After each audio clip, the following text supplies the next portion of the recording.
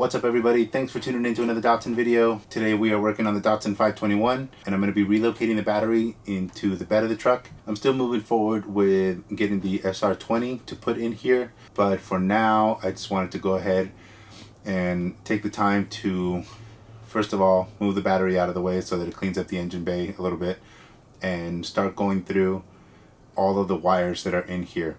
There's all kinds of wiring issues right now. Headlights, tail lights, and dash lights don't work at all, and I've got no power to the radio, so I definitely have an electrical gremlin somewhere. I gotta find that, and I figure if I start with the battery and then just kind of start rewiring things and identifying things and labeling things as I go, maybe I'll find it. So I've already removed the battery and also the battery tray that was in here. I got a couple of parts that I figured I needed to put together my own battery swap kit. And everything looked fine on it, but I just didn't really like the way that it was going, so I decided to switch gears and head over to Summit Racing, which is, you know, like 20 minutes from here. I got their battery relocation kit. It's really nice, and since we are on that subject, I'm going to show you both options. That way, if you're thinking about doing a battery relocation on your car and you're thinking about doing a kit, you can see what's in it, and you can also see the difference in both quality, what you get between both setups, and then you can make the decision on which direction you want to go with for your setup. As you can see, I've got two different battery boxes here. This was going to be my initial setup that I was going to do. Wow, that's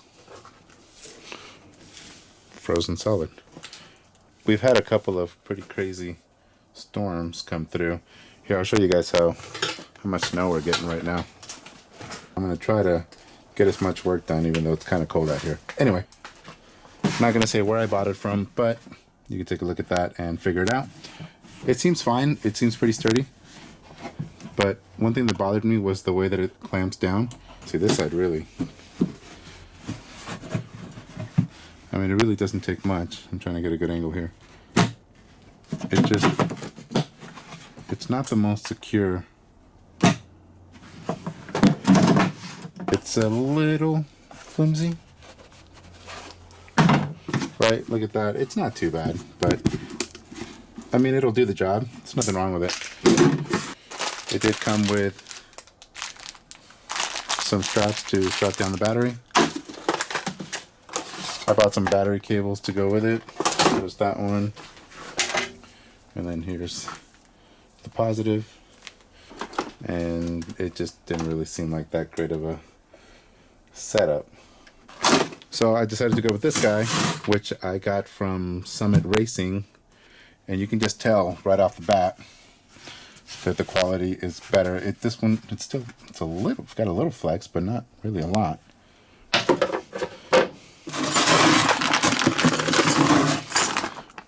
Full-on kit to bolt down the battery, and no snaps here. The battery top cover just gets bolted in there, so a lot more secure of a setup there.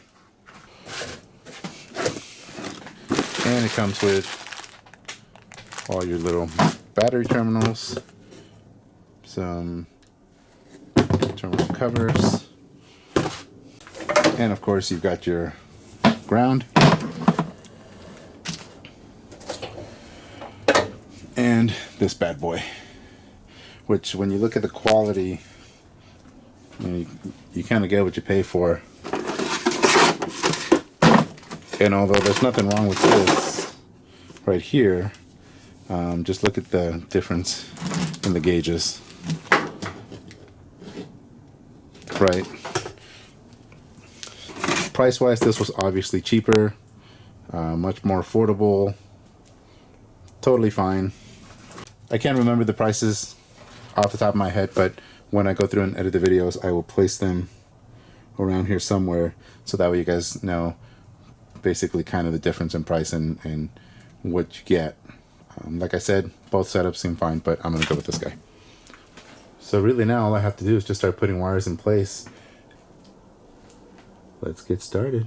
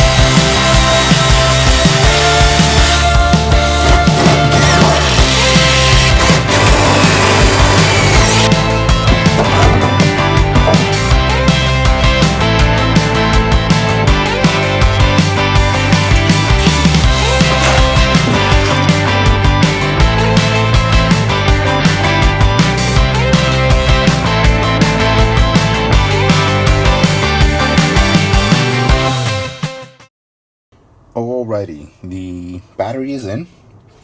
It's in the battery box that I got here. It is a snug fit.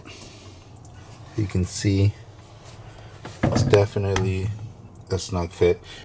I went ahead and ran the wires through the bottom of the bed of the truck.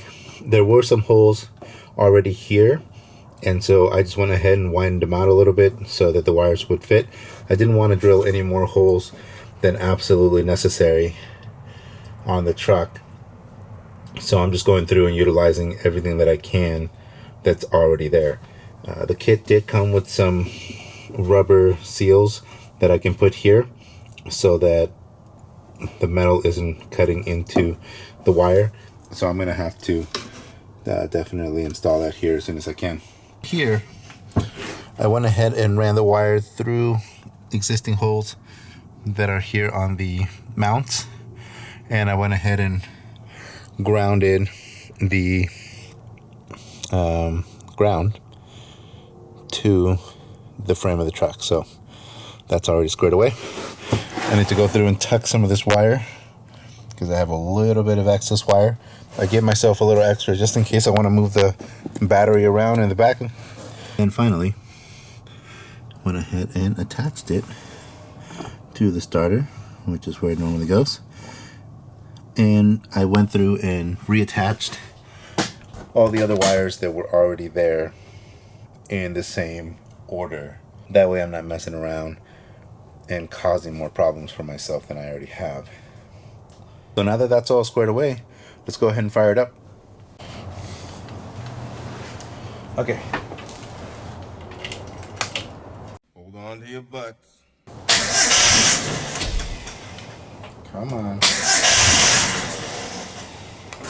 So we got power to the truck.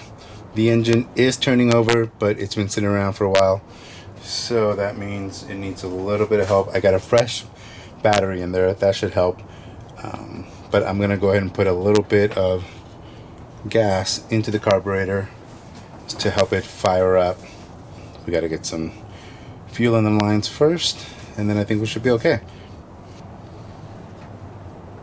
Whoops. Let's try it again.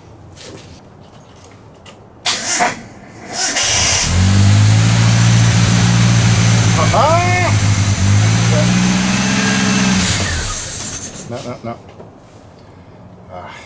Come on.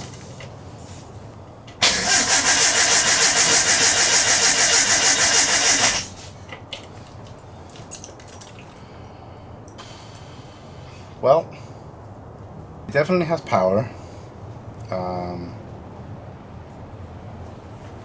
The battery is working the way that it's supposed to be working, and looks like the starter is too.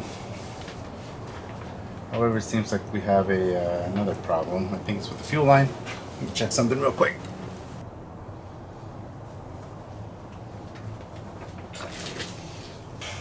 Let's try this again.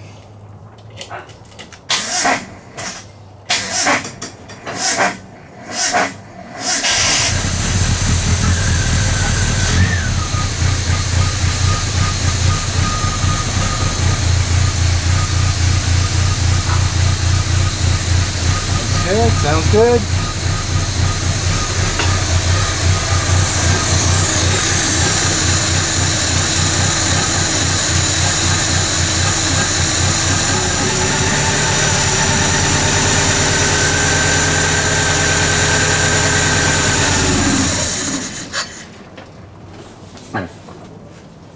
So the good news is that the battery has been successfully relocated from the engine bay to the bed. The only thing left really to do is just to put the rubber seals around the wires, secure the battery to the bed so it doesn't slide around, and then I'll go through and make sure that all the wire underneath is secure and not just dangling around. The bad news is obviously that I have a problem with the fuel line. I'm getting spark, it's turning over, and it is firing up when I put gas into the carburetor in the reservoir, but it burns through that and it doesn't bring in any more fuel. I know that there's plenty of gas in the truck because I just put like 3 gallons in there. So I guess now I'm going to go through the fuel lines from the carburetor all the way back to the gas tank. I'm thinking it's probably going to be a fuel pump problem, but I guess I'll just save that for another video. In the meantime, thanks for watching, guys. I really appreciate it. If you haven't already hit that subscribe button, make sure you hit it now so that you can follow along the Datsun 521 build. Also, so that you don't miss out on any of the other cool videos that are coming up. We have a Lexus NX300H review coming up, and then we also have tire reviews coming up, and those are going to be pretty cool. So that's going to do it for this video. Thanks again for watching. We'll see you later.